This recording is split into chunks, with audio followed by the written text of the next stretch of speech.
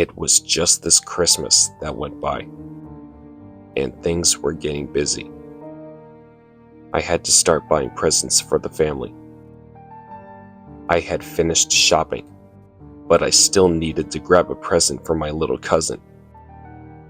She's not very hard to shop for since she's 4. She likes things like Peppa Pig and My Little Pony.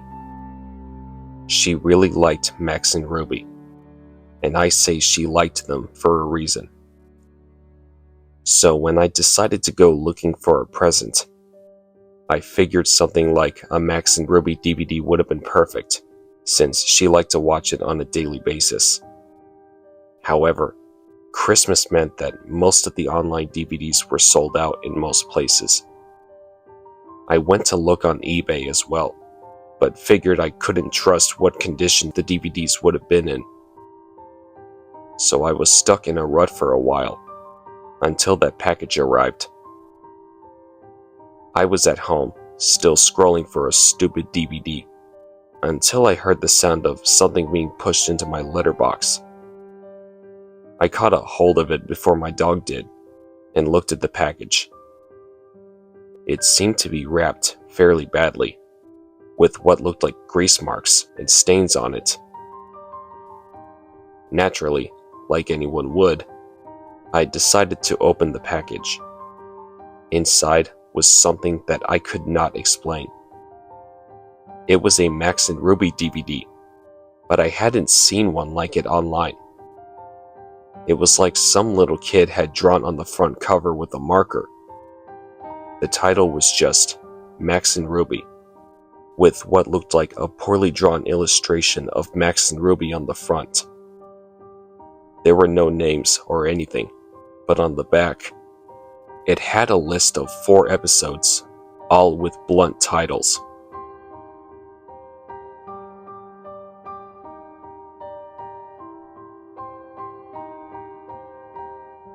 I gave the DVD a watch over, and to my surprise, the episodes were all perfect quality and seemed to have no flaws. It was as if it were a real DVD, just with a homemade cover. The only thing I thought was odd was the episode selection screen. The episodes had names, but they were all called Max and Ruby 1, with the numbers being changed as they went down the list. The actual selection screen was just a plain white screen with black text with the episode list, and nothing else. After giving it much thought, I decided to change the cover to something a little nicer by printing out a DVD cover that I found on Google and tracked down the names of the episodes so they were labeled right. I left the episode list screen alone because I figured it was self-explanatory. Christmas went by, and things were fine. I gave my little cousin her DVD, and she was happy with it all through Christmas. But that was only because she hadn't watched it yet. On Boxing Day, the family had gone out for a meal and left me to babysit my cousin. I wasn't too bothered about being left alone at home. I figured now was a good time to put on the DVD for her. I had put the DVD in and let it play while I was in the kitchen eating my dinner. From what I could hear, she had watched episodes 1 to 3 so far. I was just about to finish off my noodles when I heard my cousin screaming from the other room. Dropping everything, I ran into the living room and saw my cousin curled up on the floor, screaming. I looked up at the TV, and I felt my heart in my throat.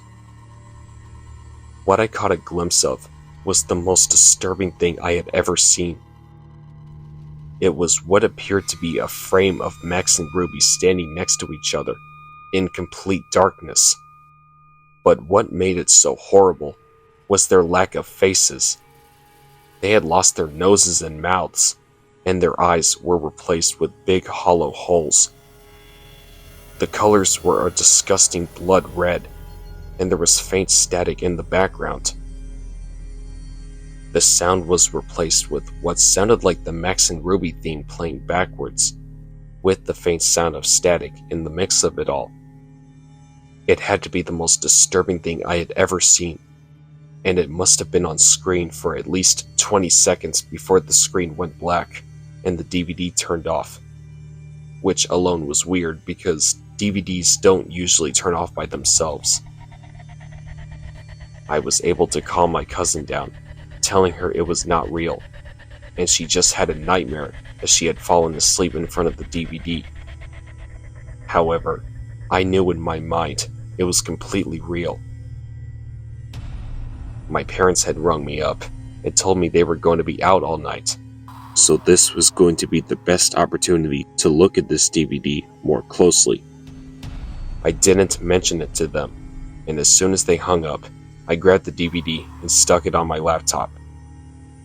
As soon as it loaded, I noticed that episode _0004 had now been replaced with RIP Mommy and Daddy, which sent a deep chill down my back.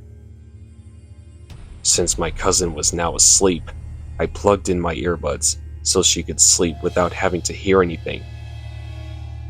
Normally, an episode of Max and Ruby would have 3 short stories, but this episode only had 1. It started off quite lighthearted. Max and Ruby were playing tag in the garden, and their parents were on the porch watching them play. However, something was off. The sound was playing in reverse, and the parents' faces were that of sadness. A film grain became present, which grew worse and worse every second, and it panned to the mother and father. And in a voice of deep sorrow, the father spoke. It's such a shame, he sighed. It then cut short to the sound of static and a large scream, followed by the sound of 2 people choking, while the mother and father mumbled to each other in the background. But it was impossible to understand them. The sounds were so realistic, it made me almost physically sick. The screen cut to white for a split second. Then the scene transitioned over to Max and Ruby, standing in front of what looked like a gravestone labeled RIP Mommy and Daddy. The 2 of them had no faces. At this point, there was no sound, apart from faint static. This scene remained on screen for about 1.5 minutes before it cut away into black. It then changed scene again, now showing Max and Ruby sitting in Ruby's room, while undecipherable whispering became apparent and grew louder over time. Both of them were sobbing uncontrollably, while transparent clips of a murder playing in reverse flashed on the screen. The father pulled a knife out of his neck, picked up a bloody axe, and hacked away at the corpse of the mother before she came back to life, and he walked up the stairs. By this point, the whispering became louder, but more of the whispering voices started to disappear. And the very second it came down to one voice, it was a rather angry woman's voice who screamed, "Burn in hell." I was absolutely horrified. The scene had changed to the most disgusting, yet saddest thing I have ever witnessed. It showed Max sitting in his room. He was standing on a chair with a noose hanging from the ceiling. He had brought it around his neck. The scene faded to black, and the static got louder. Almost instantly, it then cut to Ruby walking in on her brother.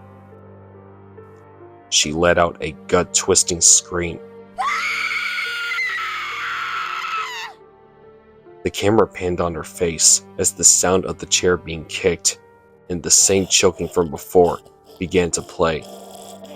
The picture of Ruby's face stayed on screen for a good 5 minutes. This time, her eyes had returned as the same gaping holes. Ruby then started crying, and as before, there were no other facial features. The static slowly grew louder and drowned out the sound of her cries.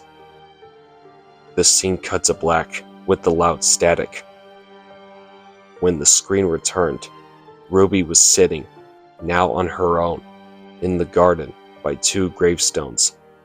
One was labeled R.I.P. Mommy and Daddy, and the other R.I.P. Brother. She then started to look at the camera with glowing blue pupils, then spoke to me. Well, whoever's watching this is because you never watched any of me and my brother's episodes. So, one of these days, you will regret this. The screen had faded to black afterwards.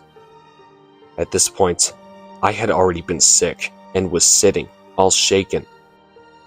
The episode seemed to have come to an end at last, as the Max and Ruby theme song played slowly in reverse. I was about to eject the DVD when the same image came up like it did on the TV. This time, however, there was text above the two rabbits that said, "Death is our only release." There were no credits or anything else. It stayed on like this for a few seconds before the DVD finally popped out of my laptop. I sat there, trying to contemplate what had happened. In my shock and fear, I made the stupid decision to break the DVD up as much as I could before leaving the house. Shoved the pieces down the drain.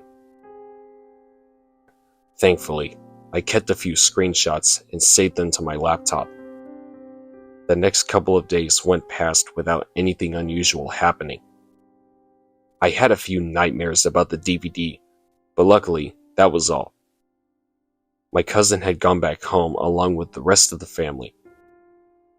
It was a late night, and my parents had gone out for dinner, leaving me to watch TV. I heard what sounded like someone posting something through the door. At this point, the DVD had left my mind, since I hadn't told anyone about it. However, it all came flooding back when I looked down at the letter in front of me. It was just messily folded up, and it read, "Death is our only release."